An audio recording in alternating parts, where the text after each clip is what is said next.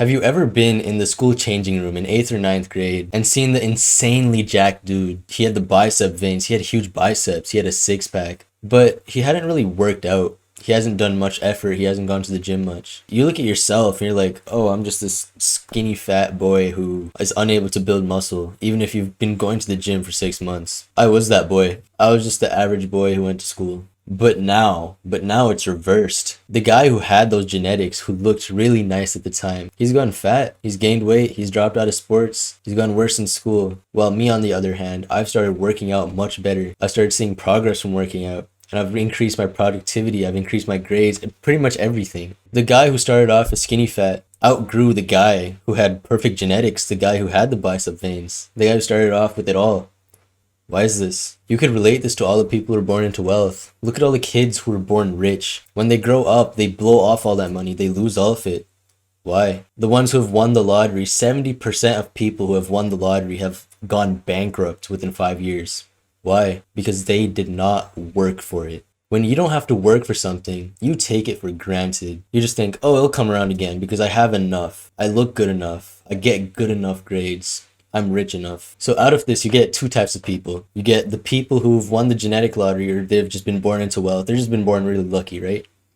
And then you have the average, the ones who are born with okay genetics. They have okay grades. They're doing well in school. Either you're the person who looks at these genetically gifted people and say, oh, I can't do that. The world is rigged. You have to be born into wealth to be rich. Or you could be the one to say, there might be people who have better genetics. There might be people who are better than me. Born into that, sure. But that just means that I start lower. And that means that my achievement to get to them would be even greater than what they had to do. Their baseline happiness is pushed up. They don't need to work as hard to get what they need because they see that they're already ahead of what everyone else already has. They start to take for granted what they got at a young age because they didn't have to work for it. But then you have people who take these genetics, people who take this and use it to their advantage. Look at Usain Bolt. He has the perfect build for a sprinter, and that's what he did. Pretty much every sprinting race, Usain Bolt set a record. Look at Michael Phelps. He's perfect build for a swimmer, and that's exactly what he did. So I'll go on with this idea.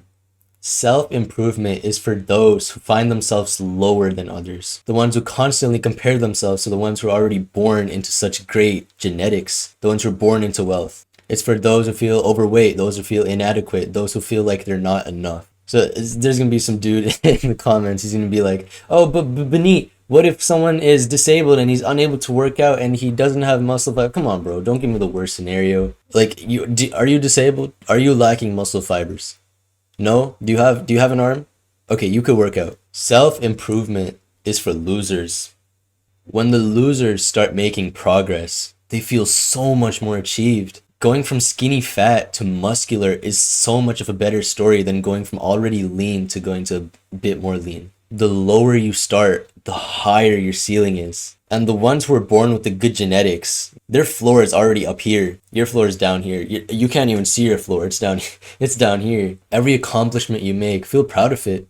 Feel proud that you have done this even though you weren't born into that genetic lottery. Remember that you worked for that grade. You worked for that body, that achievement, those medals. And if you aren't resonating with what I'm saying, I'm going to assume that you haven't started self-improvement. It's probably a sign that you should start implementing good habits into your life so that you can beat these guys that you are envious of. You can do better than them in every sense. Become the next Usain Bolt. This is a sign that you should start feeling successful when you do even 10 minutes of working out. You should feel successful even if you only worked out for 10 minutes. Feel successful when you meditated for even only 5 minutes. Because when you do this, you will feel better. You'll feel like you're actually achieving what you wanted to do. You feel like you'll become the individual you wanted to become. The one that you envy is the one that you will rise above. My mom had this quote up on her wall, and I will never forget this quote. Hard work beats talent, where talent doesn't work hard. So be grateful that you aren't talented. Be grateful for your grades. Even if you're at a 60, that means 190 can push it up all the way up to almost 75. I didn't do the math there properly. I probably messed that up.